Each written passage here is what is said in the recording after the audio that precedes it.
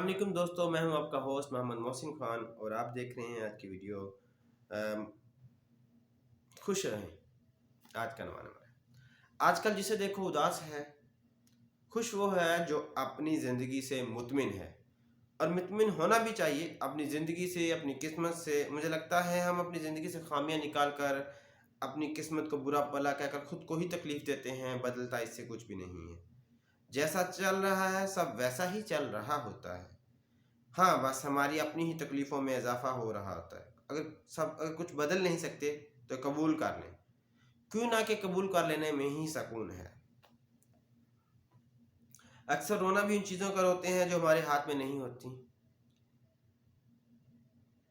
میں نے اپنی زندگی کو تب پر سکون پایا جب میں نے اللہ سے ضد کرنا چھوڑ دی، شکوے کرنا، شکایتیں کرنا چھوڑ دیا، اس کی رضا سے راضی ہو گیا، تب ہی سکون پایا۔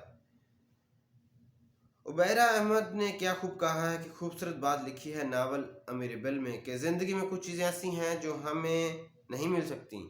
ہم روئیں چلائیں یا بچوں کی طرح ایریاں رگڑیں، کیوں نہ کہ وہ دوسرے کے لیے ہوتی ہیں، مگر اس کا یہ مطلب نہیں ہے کہ زندگی میں ہمارے لیے کچھ ہوتا نہیں ہے۔ کچھ نہ کچھ ہمارے لیے بھی ہوتا ہے، تو سب خوش رہا کریں، خوشیاں بانٹیں۔ صلو علی الحبیب صلی اللہ تعالی علی محمد۔